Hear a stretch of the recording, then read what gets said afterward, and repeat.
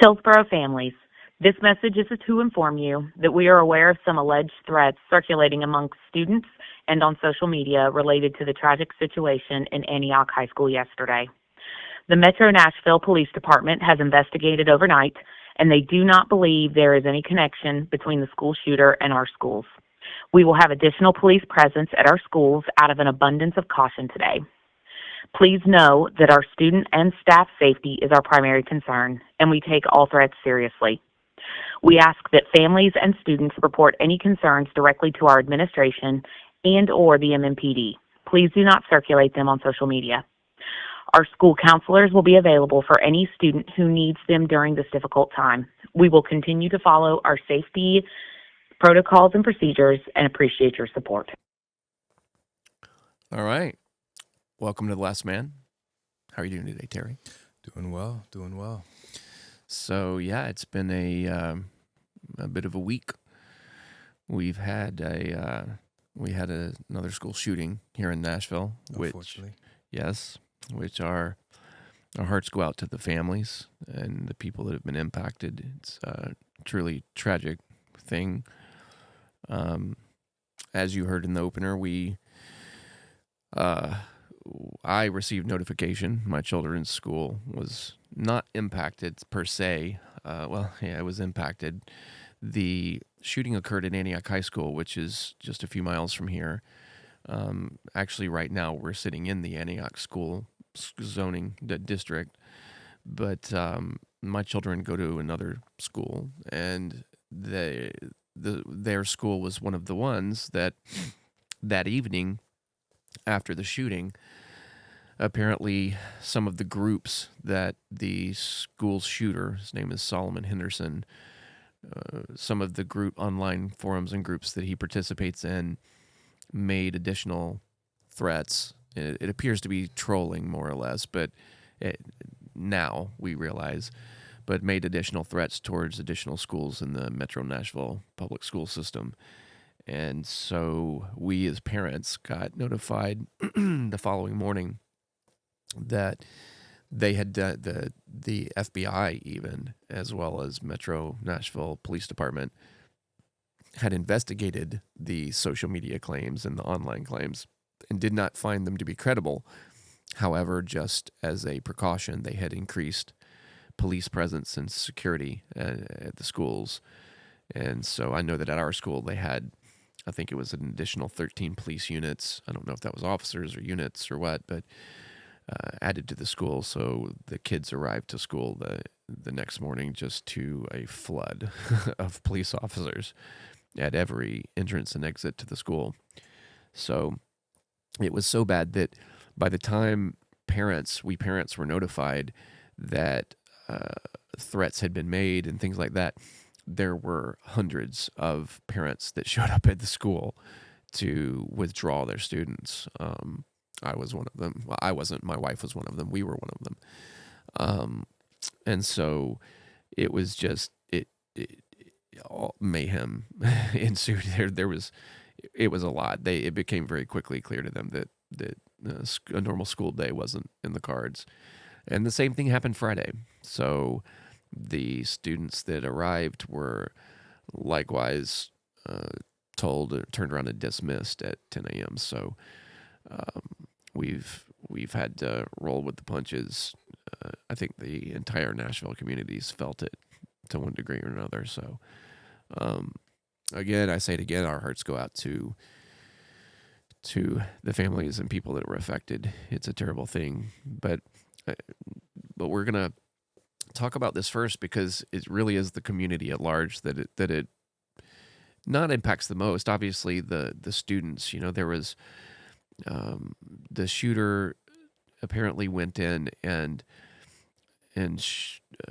shot a fellow student or two fellow students, two female students. One of them was killed and the other one was injured.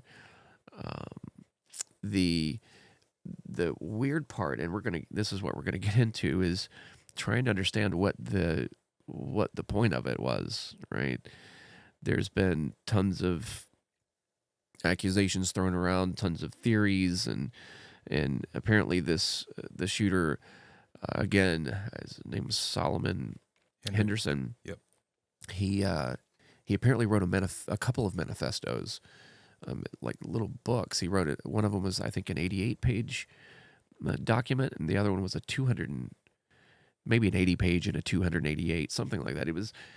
They were incredibly detailed accounts, and it's really strange. So let's kind of get into some of it, because I know there are a lot of people, like a lot of parents like me, that are wondering what the heck's going on. And it's confusing, quite honestly, trying to understand what occurred.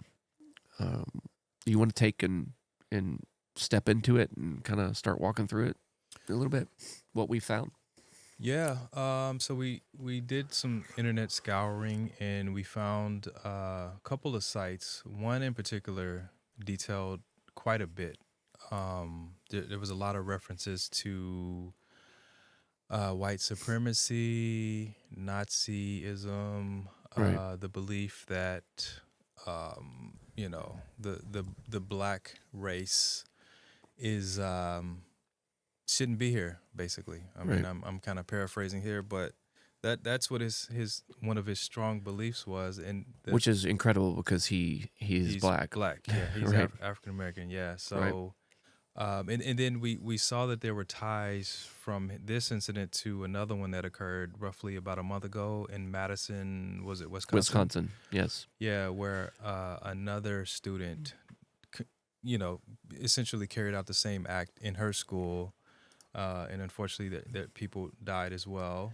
Yes, that was, and I wasn't real clear on that. That was Rupnow, Yes. Samantha Rupnow. Yep. And and I was a little confused on that, because I saw comments about 51 people were killed, but was that in the Wisconsin shooting? Because that sounded like there were two mass shootings. No, that was in the New Zealand. Okay, that was church. referencing the Christ Church. Okay, Yep. that makes sense. Mhm. Okay, so she killed. Oh, that's right. I was confusing the two. My apologies. Please Yeah. continue. Yeah. Yeah. So Samantha actually killed two people. She killed a teacher and a student. Right. But she apparently, I believe they said she might have injured more than just two. Yeah, I think it was 6 or 7, something like that. Were total were injured 7. Mm-hmm. Yeah. Yeah. So it's unfortunate. In the crazy thing is Solomon and Samantha were in contact, at least on social media. So Right. in as she, I think there was a clip that she mentioned, carrying out some kind of act at school, Right. and there was a comment by Solomon saying live stream it. Asking her to live stream it. Exactly. Yeah. So a month. And she did. Didn't Oh, she? I, Who was it that live streamed? We well- saw someone that did live stream. Well, the New Zealand church massacre, the guy, Okay, the guy. I'm sorry. I keep confusing the two. Oh, that's I no problem. apologize. No problem. I think my health supplements are helping me with my memory. No, it's the trauma factor that's involved. This is just all of this is hard to look at. So. It is, yeah. Yeah. So in speaking of the live stream of the New Zealand massacre, he apparently loved it so much that he reposted it several times online. Right. Yeah, it's crazy. Right. There was also the part where he apparently, they try, some news organizations, I think the one we saw was TMZ, basically pointed out the way he had what he wrote, something he wrote. He wrote, "Candace Owens has influenced me above all. Each time she spoke, I was stunned by her insights, and her own views helped push me further and further into the belief of violence over the Jewish question." Now, the challenge is they quoted it like this is what he was saying, but this is obviously a troll, right? He was obviously trolling the Christchurch shooter, because that was a ridiculous statement they had made. Right. They also quoted other ridiculous, I don't remember exactly what it was. They quoted a number of ridiculous sources, but as if she was radicalizing people, which is not just not that I've seen anyway. She's not out trying to convince people to certainly not commit acts of violence. And the fact that they would quote it as if not only he had said it, but as if it were a credible accusation again was wild to me. And I see in this in this article, they did actually include her response to it, which I would say is a good thing. But the fact that they presented it in a way that she felt the need to respond to in the first place is just ridiculous in my mind. I mean, I think trying to tie it to her or anything that she's done is just absurd. But apparently TMZ didn't agree. So anyway, it was the cops investigate the alleged manifesto details. I didn't mean to just start talking over you. No, you didn't at all. Yeah, this is a good point because she makes reference in her response, which we have here on screen. Yep. It said it would take 4 seconds of an adult thinking and or journalistic integrity to recognize that this is a troll. Exactly. And it's very clear. I mean, the second we saw it, my first response was, okay, this isn't the first time we've heard that, right? Like, that's exactly what we heard from the Christchurch shooter. So, it's terrible. And the whole thing is just wild. The way that, like this article, this is, again, the TMZ article. The Tennessee school shooter apparently drew his inspiration for his deadly rampage from they started off like this, from the likes of Candace Owens and Adolf Hitler, as if the two of them say anything that are even remotely similar. It's absurd. And even that gets into disparaging comments that are made against Candace Owens that weren't valid or well thought out in the first place. And it says he was even photographed doing a Nazi salute. And Solomon Henderson, 17, who fatally shot a 16-year-old student and injured 2 others at Antioch High School in Nashville, posed for a picture mimicking the dead German Nazi leader, which is downright chilling considering Henderson's age and his vicious crimes. Police say they are investigating an expansive online manifesto reportedly written by Henderson to determine his motive. The massive document includes statements such as race mixing and take revenge, as well as Hitler references and notations about previous school shootings. Regarding Hitler, Henderson reportedly hailed the dictator for his slaughter of millions of Jews, while also praising Owens, a right-wing commentator, and a far-right influencer, Nick Fuentes. Now, that's the thing is, he wasn't praising Owens. He was quoting the Christchurch, the shooter, in the ridiculous statements they made, which makes me wonder if he even had a point. Because, excuse me, we went through one site that I'm not going to put up because it's chilling. I mean, the stuff that they detailed out of his manifesto is just twisted, and to see the things that this kid was saying, and it really was. It was like he aligned himself with some sort of white supremacist ideology, which, I don't know. How would you characterize it? And this is just not explain it. Just I wouldn't ask anybody. I don't think anybody sane could explain it. But right, right. I mean, there's no explanation here. In the other site where they, I guess, got into a more in-depth view of his postings and his mindset. He sounds like a kid that was lost. He didn't feel like he had a place in the world, and he chose to go down this path, which is obviously very deranged, and to first of all to feel that you are, I guess, less of a human for whatever reason, but then feel emboldened to try to take someone else's life that's just unacceptable. It's an anti-human sentiment. It's absolutely. It's just lashing out, and it's terrible. Yeah, and then it. I don't want to, for lack of a better term, it's ridiculous, right? I mean, Yes, he of is course. clearly a black kid, anti-black. So he hates his the skin that he's in. He's kind of I guess dysmorphia of sorts. You Right. know, he doesn't want to be in the skin that he's in. He wants to be, Right. and I think that is sort of a testament to a lot of children in the country, and maybe in the world. But there's a lot of children that are unhappy with who they are and the person that they become, and I don't know. We got to do something about that. You Yeah. know, something.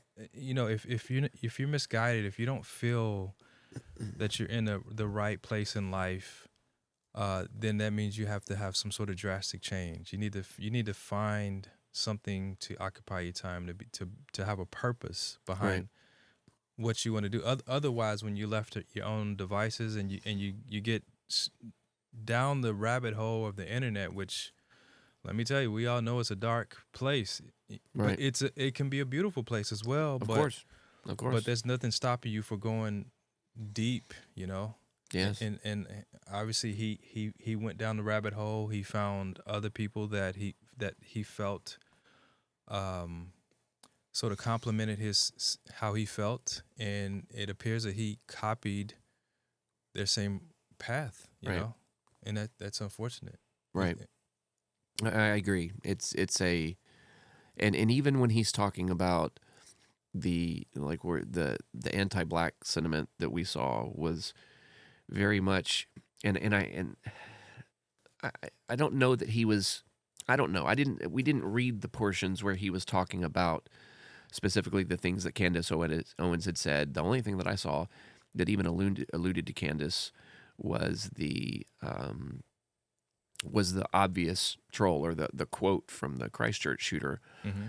But what I what I can see him relating to is, or not relating to, what I could see, I saw multiple things that gave me the impression he was speaking about the things where she's spoken out in condemnation of certain, victimhood, stances or different things that she's spoken about publicly, Mm-hmm. which I've never seen anything that she's said to be, it's never, you can tell me, it's never come across to me as anti-black or anti-African American or anything that's disparaging the race specifically because of the race. It's more like these are the challenges that we as a community face, is from what I've seen, and I'm saying we, for paraphrasing her, but I don't know there was a lot in there.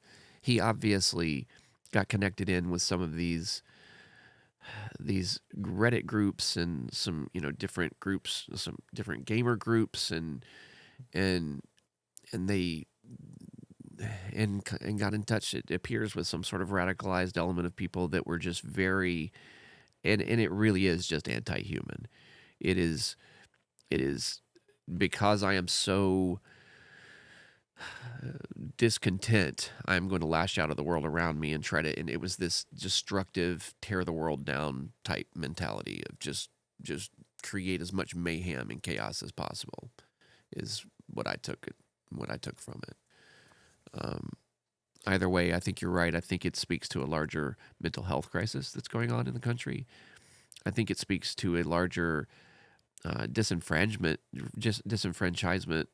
issue that's going on, trying to, and I've mentioned this a couple of times in the show, the idea of trying to ideologically group and divide people and show separation in these different ideologies. And if you're this colored skin, you can't think this way, or you can't be this way, and you must think this way. If you're part of this community, you have to think this way. And and I would argue that it's part of the entire mentality that's being judged right now, that's being put up for review. There are millions of people in the country right now that are saying this is not the way we survive. This is not the way we succeed. We cannot continue doing this. And at least that's the way I see it. Do you see the same thing? Yeah. And let me add as well that happen to watch Candace Owens multiple times a week. I catch her live stream Sure. almost daily. So I have not been in any way influenced Right.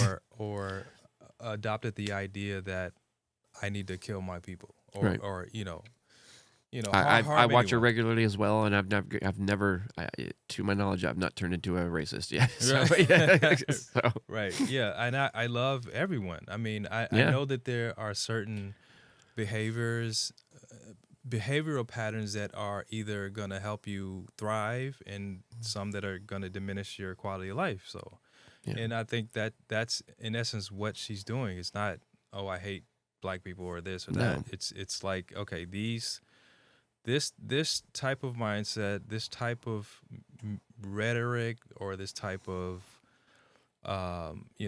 memes, Mhm. beliefs, activities. Is it helping you and your society, or is it hurting you and or your society or your Right. family? And matter of fact, when it comes to family, are you promoting a structured family, right? Right. With positive, role models or goals, or what is your belief system Right. essentially? So, and it's all been positive from Candace's perspective, and then I've seen the same. I've seen plenty of podcasts and plenty of commentators who are anti-Candace, but it's because they put her in the box of being anti-black. Or they don't like what she's saying or the way she's saying. Yeah, there's a bunch of, because she strikes me as part of that element that's very recognizes that there's a war on truth, right? It's the whole idea that that truth is subjective, that you can have your truth and I can have my truth, and there are situations where those might not overlap. But the problem is that's just not the way the truth works. Truth is objective, or it's not truth, right? That's the whole point. And so, you can have different ideas and different opinions and different perspectives on things, but that doesn't change the underlying truth, right? The floor doesn't stop being the floor because you quit looking at it or because you don't like the color of the carpet. And so I see her as a voice of reason that's standing out in the crowd, and that's why I listen to her, because she has a good head on her shoulders, and she's not afraid to say what she thinks, and it's an endearing quality in my opinion. Yeah, and a lot of people, they fault her for pivoting away from the Democratic Party, Yep. and going Republican. Well, right. I You've mean, done the same thing. but I've done the same thing. but right, but the thing is, we're not even looking at it from a political standpoint. It's just how do we want our leadership in our country to be run, Right. and how do we want to live in unity, in Right. harmony, and what do we need to do that? Right. And I think it's I don't want to say upsetting, but it is. Why when presented with data that invalidates your belief and or confirms a better way, why are you so steadfast in the holding on to Right. this? Is it because Right. you don't want to be perceived as what? A sellout? I mean, yeah. What is it? I don't know.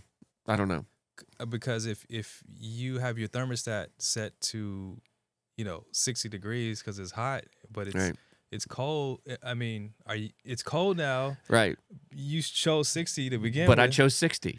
Right. You gotta keep it. Right. Come on, man. I like 60. No, it's yeah. Right.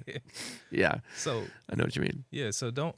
Why assign that same reasoning to life? Right. Right. You have to adapt, and as you get more information, as your bullcrap meter gets more refined, you learn and you react and you change accordingly. Right. So that's you have to continually strive upward to higher lower levels of organization, higher levels of structure and success. That's the goal. Hopefully we're upward striving, and there's a big element of that of recognizing the things that you're doing that work and the things that don't. And yeah, I don't see. I'm sure she has faults. She's a person. I don't see fault in her logic in a lot of situations. So, And I could superimpose this on a million things. I just Of got course. a bunch of Of course. different things just popped into my head. Yeah. Yeah. Well, go ahead. Right. Yeah. Okay. If you're running, Yeah. Right. We're and gonna there's have- a manhole in front of you that's Right. open, are you gonna keep the same stride? Or are you gonna there you go. leap? Yeah. Right. We'll have metaphor hour for You know. Yeah. No, Right. I'm playing with you. So yeah, I'll leave it there. But you get the point. We can right? we can run through as many as you want. Yeah, you're right. You're exactly right. It's and it's a shame. It's a shame that honestly, as I say, it's a shame.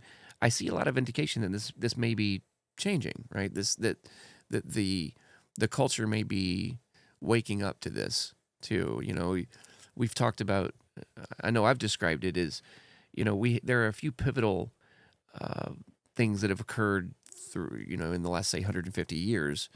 Well, there are a lot of pivotal things that have happened in the last 150 years. But let's go with the last 50 in particular. Let's talk about, say, the advent. Has it been 50? Yeah, it's coming up close. Let's say the advent of the internet, the World Wide Web, right? It's connected us in ways that arguably, and this is the advent of it's connected us in ways that people just weren't accustomed to. That is unprecedented in human history. We can talk to people on the other side of the world. We can see news reports from all over the globe. Social media came along and even changed the game further, and it sort of cocooned us in a way. So yeah, we're all still connected to the web, but now we're in these cocoons that are information silos, and we have the ability to curtail what we're seeing. And the challenge is that our brains are pattern recognition systems, and I think most of us are continually in search of greater truths and, you know, evidence-based truth, and trying to learn lessons and grow and evolve as humans. And that's sort of part and parcel to the human journey and experience. Well, we've entered a day and age where you can silo yourself and have a completely different version of reality than I have.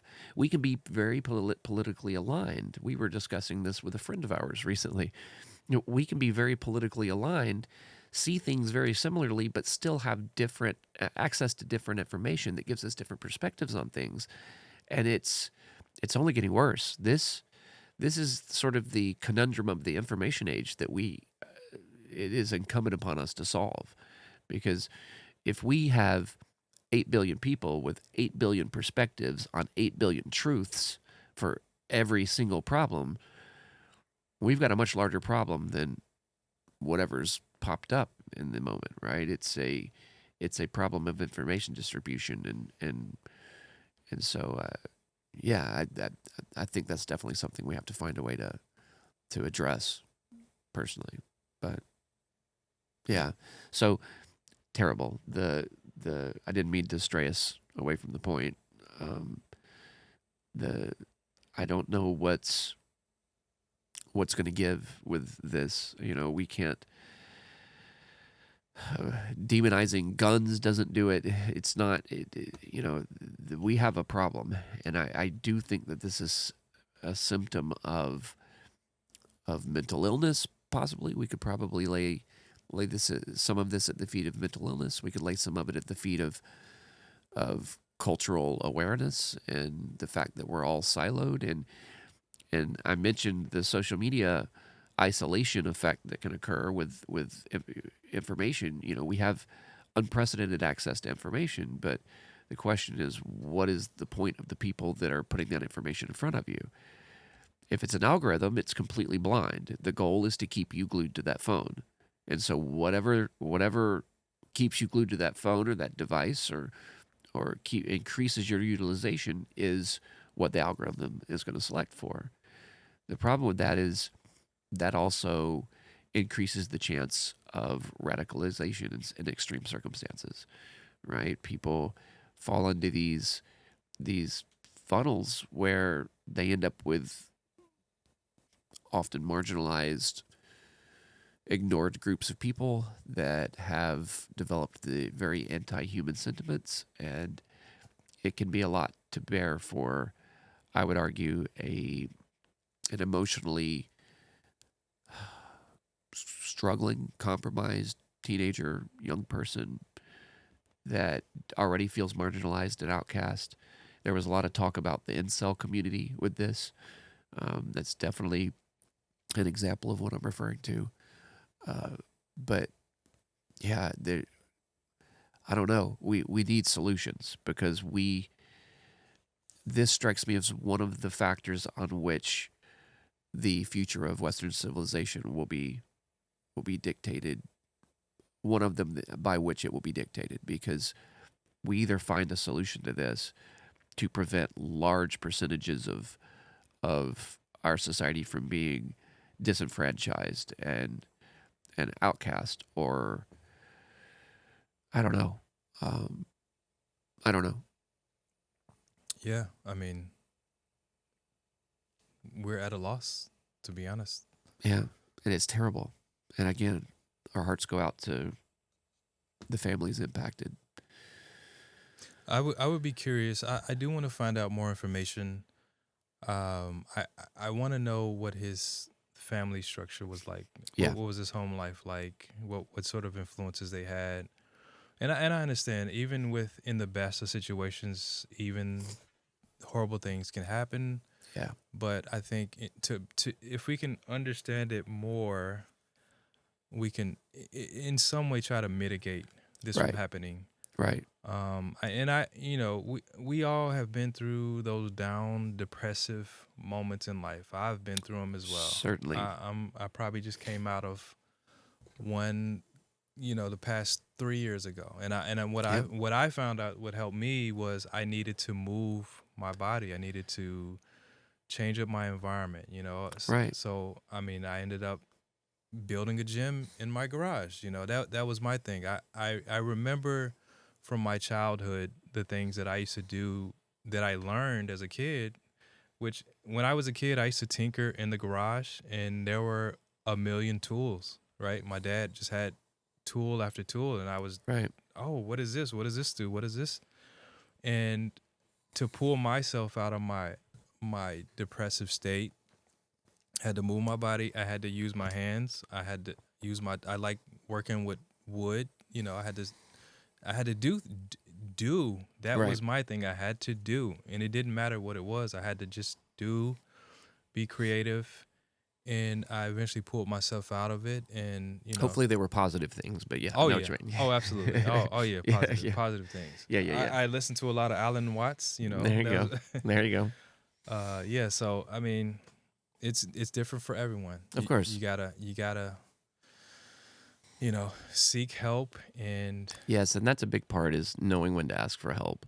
mm-hmm. We have a society that seems to, at least, and this may be changing too, but for our generation, it really sort of, there was negative connotations around seeking like counseling or therapy or something like that.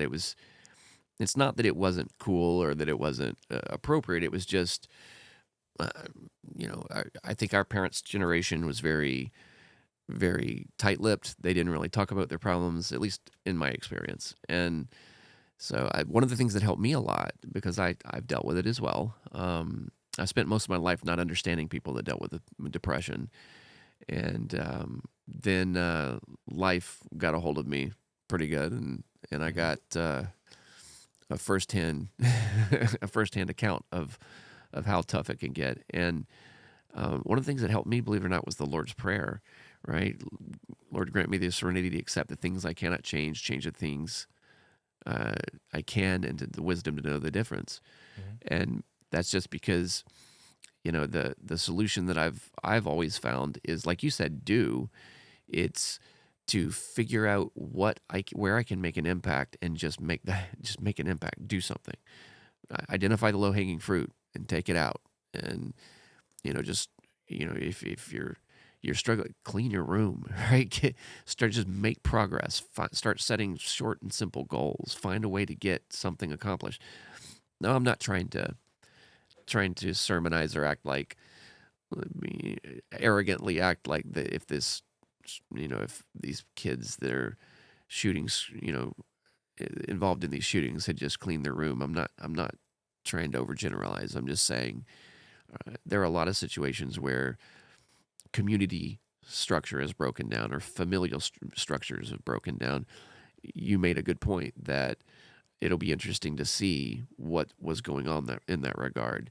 Typically, there's some sort of dysfunction. It's not always intentional. Sometimes it's the family has had some sort of trauma, some sort of problem that's impacted everybody, and it's played out on those that are the most helpless in the family, and it's hit them the hardest, as trauma typically does, and it's a shame. But they're not saying anything now, which it's only been a couple of days, and that probably makes sense. They may need that.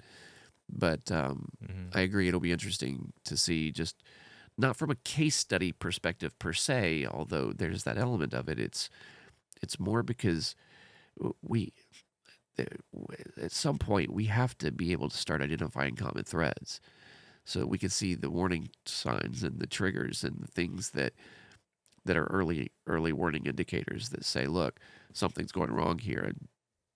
And I'm sure from a psychological perspective, a lot of those have been identified insofar as, if they start withdrawing and spending tons of time alone and stuff like that, there are things that can be noticed, but that's only in situations where the family and community structure is such that those things would be noticed, that they are receiving enough attention to be noticed. A lot of times, unfortunately, these situations come about in situations, and I'm saying situations a lot, these things happen in circumstances where there's not an appropriate amount of attention being paid for one reason or another. It's not always intentional and it's not always obvious, but ultimately I think that's something that we've seen as a tie that binds in them. But yeah, it's just awful. So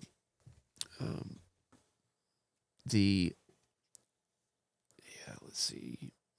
Again, back to the video back to the clip we played at the top of the segment. We received a notification that additional threats had been made, and so every parent in Metro Nashville, at least in the schools that were named, got a nice solid wake up call, right? And it was eye opening, because it was very much like, okay, where are my kids? Get my kids home, right? like I don't care, get them here, just whatever we have to do. And I know there were thousands of families that felt that way over the past couple of days. So I think while it's normal for this to impact a community and have a huge impact on large groups, I think this one hit a lot broader than usual, because I remember when the Covenant shooting happened. Was it a year or two ago? 2 years ago now. Every school was notified, so we were notified. They put Covenant was only a mile away from my kid's school, and so they immediately put all of the schools in the area down on lockdown. And as soon as the school goes into lockdown, all the parents get a notification. And so, of course, then the school is just blasted with tons and tons of calls, like, where, is everything okay? What's going on? And they can hardly. It creates pandemonium. This situation was even more so, because overnight, tons of kids are hearing that another school's being targeted, and then another school's being targeted, and it just. So I think there's going to be a much more. I think there is going to be a more concerted focus this time on root cause analysis, on how did we end up here? How did it not get noticed? And what do we need to do to catch situations like this in the future? Because this is terrible. It's not something you and I had to deal with as kids, right? There was a lot going on, but prior to Columbine, I don't think this had ever been heard of, right? At least not that I was aware of. So yeah. Well, any other thoughts on this before we move on to another topic? No, I mean that. I think that just about.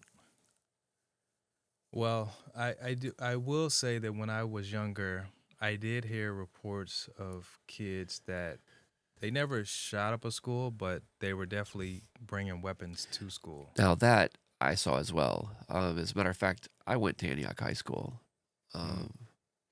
Were you about to tell it? Did I cut you off? Were you about to say something really? I realized I just jumped on that. No. Oh yeah, me too. Guess what? I have a story. But yeah, I mean, there were a couple stories of kids at my school, which I went to Whites Creek High School here in Nashville, and one of my good friends, like in chemistry, was it chemistry or was it biology? It was biology. I don't remember, Terry. I used to sit. Well, yeah, I'll play with you. But one day he just wasn't at school anymore, and I didn't know what had happened. I mean, he was a cool kid, we used to joke and whatever, but he came to school with a trunk full of guns. Whoa! But not. It wasn't that he wasn't coming to shoot the school up. Wasn't coming to shoot. It's just he just happened to have him in his trunk. Yeah. Right. Yeah. And just has a few AK-47s laying around. Someone caught a glimpse of it as he was, I guess, getting his backpack out. And, I heard about that. Okay. I know what you're talking about. Yeah. Okay. I'm not gonna say his name, but no, I know what. Case in point, I heard. Yeah, it was uncommon, but yeah. Yeah. So, but never with the intent to harm anyone in the school. I think they had extracurricular activities after school. Was that the situation where it was a shotgun and it was they had it in their truck for hunting, or because there were two circumstances I heard about. One was where a group of students saw them in the trunk of the car and notified the school. Another one was where a student, this was in one of our more rural schools. I don't remember the school. I just remember it being on the edge of town, where the student was going hunting after school and so had a shotgun in the back of his truck. And so I heard about two circumstances. I remember hearing about two circumstances like that, but they were rare. So yeah, I think I don't know what he was into after school, but a lot of kids, they felt like they needed to have something to. So it was for protection. Protection. Gotcha. Right. Gotcha. So see, I went to Antioch. And this is a little bit of a long story, so I'll come up with the short version. This is the story of how I left Antioch, in fact, because it was my freshman year. I'd been in Antioch school systems through my life. That's the school system Derek and I grew up in, and we got to Antioch High School. And it was probably 3 months into the school year, maybe a little bit less. And I was in the senior hallway, and someone brushed by me and kind of knocked me out of their way. And when I turned and looked, I realized they had a pipe wrench behind their back. And they were stalking up on somebody. And I kind of stood there and I watched. And the guy, walked up, pulled the pipe wrench out, and swung it. I mean, like his feet lifted off the floor. He swung it so hard. I mean, it was a solid 2-foot pipe wrench. It was big. And he, nailed some guy that was leaning up against the wall right in the face. And I saw it, right? It was a traumatizing thing to see as a kid. It's traumatizing for anybody to see, but it was especially, I was much younger and much less experienced. And so, blood and, it was awful. Fast forward 3 months, and I'm standing out in the courtyard in the lunch, having lunch out in the courtyard, and I'm looking down at my primetime pizza, and I realize something's changed, and I kind of look over and I realize everyone in the courtyard has dropped and hit the ground, and I froze, and look over, and the reason they're on the ground is the guy who had been attacked with the pipe wrench is standing at one end of the courtyard, pointing a gun at the guy who had done the attacking, who is holding his girlfriend in front of him like a shield and backing away towards the edge of the courtyard, very carefully keeping her in front of him. And I just stood there like, everybody was shocked. I was frozen. I froze. And he ultimately ended up getting close to a corner and tossing her and running. And he ran through the school straight to the principal's office, and or to the main office of the school, into the principal's office. And I saw it as I lost track of it as soon as they left. I only heard the story after the fact. I went home that night, and long story short, he did end up firing. He ended up chasing him through the school, but he didn't shoot. Nobody got shot. I went home that night. I was terrified. It wasn't something I was used to seeing. It wasn't. Yeah. And the next day I woke up and told my mom I was sick and didn't go to school. Day 2, I was still sick. And I'm talking like holding the thermometer up to the light in my room to I had a reading light that got really hot.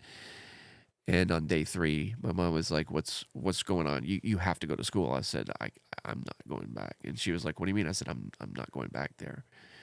She's like, you have to go to school. What are you talking about? I'll get in trouble. You have to go to school. That's not a... And I said, I'm not going back. And she was like, tell me what's going on. And I was like, I'm afraid you're not gonna agree with me. And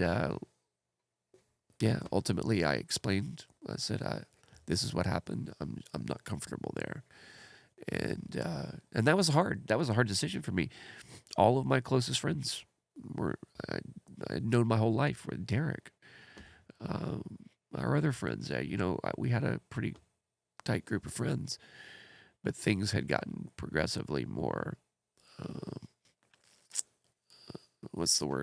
progressively more violent as time had gone. So my mom transferred me. Thankfully, we were in a position where she could transfer me. She transferred me to a private school. I spent the rest of that year in private school, then I transferred to Brentwood High after that. And we were moving anyway. So anyway, so the point is I have experience with Antioch, and that is par for the course.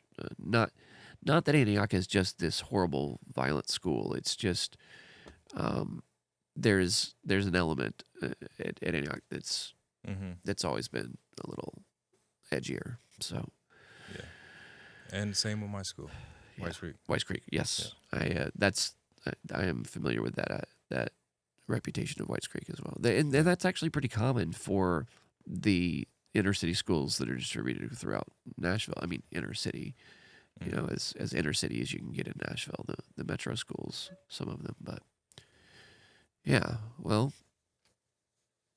anything else? Any other thoughts or pearls of wisdom for us before we move to the next topic? No, I think I'm fresh out. It's okay.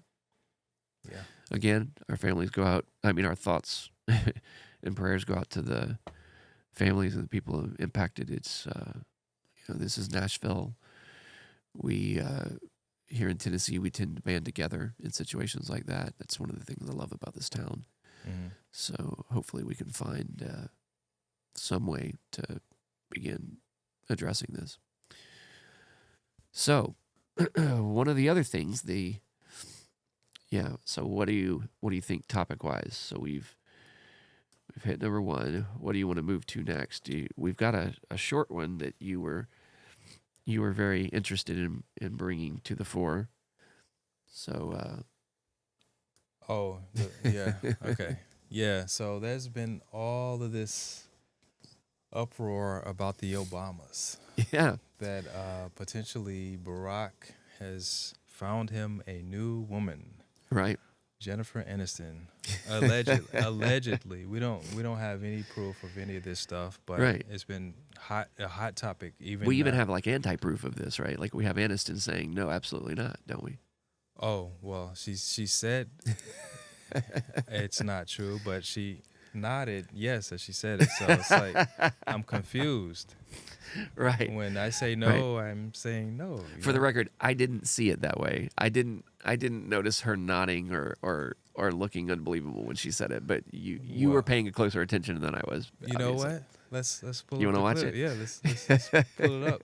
But yeah, while he's pulling it up, I'm not saying you're wrong for the record. I'm just saying I didn't notice it. So let's see. So and then in around the same time this story surfaced, people were trying to cite a posting that Barack did of him and his wife Michelle, and they were claiming that it was an unflattering photograph. So, in other words, she doesn't look as beautiful as she normally does. Right. So, Which, I mean, you know, admittedly, I'm sure it's hard to pull off because beautiful every second of every day. So, but you're a married man. You're gonna clear a picture with your wife before you post it, right? I don't post videos, so or will they? Oh, well, okay. says the podcaster. If you were to post it, then right? you're gonna clear. You gotta clear it. Yes, I would 100% compare. Yes, 100%. And I get on my sister. She doesn't clear photos of me before she posts. But I'm Right. like, listen, I need to clear this stuff because Right. you don't get my flattering angles. You get your flattering angles, but you don't get mine. Right. Okay, you drive because you're you know better than I do what we're looking for. There's the one. Oh, actually, that's the one that we hit earlier, right there. I think. Okay. So, Well, go ahead. you got it. You're in control, man. All right. While I'm driving, you talk. Okay. All right. So we are. Yeah, this is the site. Now, again, I want to reiterate. I'm not saying that she didn't nod or that she didn't care. I don't know. She didn't strike me as completely unbelievable in the way she said it. So this must have been the site that we were looking at. But here, yeah, watch. I think the tube might be the best way to. YouTube. Yeah, I think so. But All right. so here, let's check out videos. All Jennifer right. Aniston. The way we looked it up was this. We did this, and who was it that she was being interviewed? Jimmy Kimmel. Yeah, Kimmel. Thanks. And then here's a crazy thing about. Let me just add this. So Jimmy Kimmel shot this episode. Let me see. Maybe either in August or September. But It says 3 months ago, so that would have been October. But they didn't air it until October. Aired in October. Gotcha. Okay. Right. They aired it on Barack and Michelle's yeah. anniversary. That's right. Like they What's their anniversary? October 3rd. You know a lot about the Obamas. You go. I'm not judging. I'm just observing. Yeah. It's amazing how much information you pull. Right? Yeah. I hear you. Our first guest Okay, you ready to go? Yeah, go ahead. Okay. tonight is a legendary star of screens big and small. She is one of the most loved human beings in all the world. Her new book, which is for kids, is called Clydio Takes a Bite Out of Life. Please welcome Jennifer Aniston.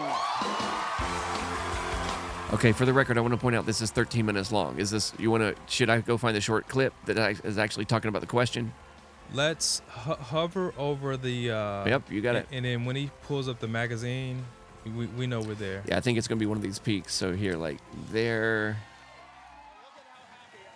There we it go. is. That's the book. Yeah. Oh, that's her book. Okay. Maybe it's. Yeah, so here, That's pretty great. let's scrub and see if we can.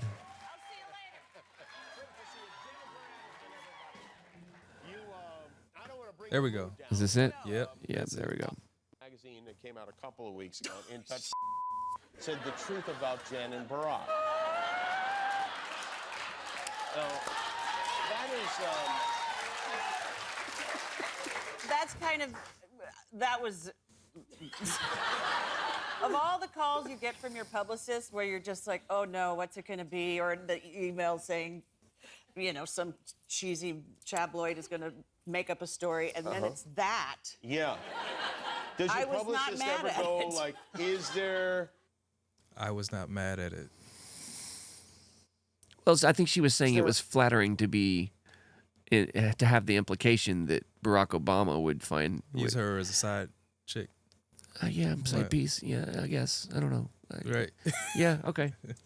Any truth to this? Or is it... No, that is absolutely untrue. Well, I know it's not true. I Yeah. just don't know if everybody knows. Well, it is untrue. Some the people, nod. it is untrue. So the truth about Jen and Barack is Is there that where she nodded by the out of curiosity? So you're saying the nodding there? So Yeah, just let's double check. Let's watch the nodding. No, that is absolutely untrue. Well, I know it's not true. Nodding? I just don't I know see. if everybody knows. Well, it is untrue. Some people. it So is she's untrue. again nodding. So you think this is a Freudian slip? I think so. Okay. Yeah. So the truth about Jen and Barack is that there is no truth. There is It no untrue. truth. You know Barack Obama. I've met him once. Met him once. I know Michelle more than him. What is there a truth about you and Michelle that we should know? That is not true. So, knowing that, I want to run through some other stories, and maybe you. Okay. So that was the nodding, alleged nodding incident. Yeah. Okay. So Yep. please. And then there's been other footage. There's been body language experts that have commented on when someone answers a question. You got to pay attention to their body language and what So they're this is a saying. whole thing. It is a whole thing. Yeah, Okay. there's a science behind it. So No, I don't mean body language. I mean the allegations of her and Mr. Obama, former President Obama. This is a whole thing. This is a whole conspiracy. It is a whole conspiracy. Okay, that's what I meant. Yes, Yeah, yes. I didn't mean. I wasn't questioning the art of reading body language. Yeah, but also there's been footage of Michelle vacationing without Obama. So that listen, this is Really? This So is just the two of them. yeah. So there was so Michelle went on vacation with Tom Hanks and his wife and some other celebrity couple, but she was like the fifth wheel. Like, why didn't you bring Barack with you? Why didn't who bring? Oh, Michelle. I'm sorry, I lost you. Please continue. Yeah, Yes. Michelle. Why didn't you bring? Yeah, Barack? yeah, right. You know, that's kind of suspicious. Yeah, what's going on? Yeah. Also, there were two major events that happened. There was the Jimmy Carter funeral, Right, which she was not present for. correct, and then also the inauguration, which Right. some people will debate that she may have a reason for not going there. But Jimmy Carter, I mean, Democratic president, some would argue was a good one. Some would say he was one of the worst. And then some people would sort of correlate Reagan's rise to power to be very similar to Donald Trump's. Right. Right. And Okay. and it Oh, and she liked his post about their wedding. Jennifer Aniston, I mean, by she. okay. Ooh, news18.com picked that up for the people following this particular conspiracy. Okay. Yeah, so I just noticed that. So let's see, Barack Obama's post. Yeah, so is this the one that there was the one that showed no. There's one that showed them sitting in front of a wine collection, you remember? Mm-hmm. I don't. It was on his Instagram, Barack's Instagram, Barack and Michelle Instagram Yeah, let's see. post. Happy anniversary. That's it right That's there. Yep. Yeah, so let's check this one out. So this is not the. It's in there. It is right there. Go down. Boom on the left. Yeah, right there. you're right. There we are. Okay, so this is the one that was garnering all of the scrutiny, right? Which, let's see. Yeah. So the allegation being that she looks. Not so not, so not what's her the what's the suggestion here? I don't know. You tell me. People were saying that he might not have cleared the picture with her before he posted it. Because they say it's not as flattering as she would normally look. It's not. As a matter of fact, it's kind of. I think it's a lighting thing though, because it kind of looks like she's been a victim of some bee stings, in my opinion. Right now, I'm saying, look, you see the cheeks. See how they're a little poofy, and see his though. You can see the shot. So this might be just top down lighting, is my point. Mm-hmm. Right? It could just be poor lighting, but yeah, I don't know the policy between the two of them on. What they agree to post and not to post. So I can't say for sure, but Yeah. All right. Well, anything else before we sign off for the night? No, I think that pretty much covers it. Okay. Well, thank you. As I'm sure you could tell, my sinuses are acting a little uncooperative this evening, but I definitely appreciate you joining us or joining me, and I appreciate your time and thoughts. And before we close, I've said it 5 times, but our thoughts and our prayers go out to the families and the members of our community that have been impacted over the past few days. And yeah, man, thank you very much, Terry. I appreciate it. Thank you. Have a great. Oh, one thing that I forgot before we sign off is, and it's going to be just in closing, is you and I are going to be doing this regularly moving forward. So we have decided to start a weekly podcast, and there may be situations where Derek joins us and comes in on Saturdays, and you may join us on Thursdays, and just as time and the situation allows. But yeah, I just wanted to mention that because I'm very thankful and I'm excited to start working together with you and doing this. And I'm very glad to have you. So, Thanks for having me once again. okay. Well, have a great night. We'll talk soon. All right. See you, buddy. See you.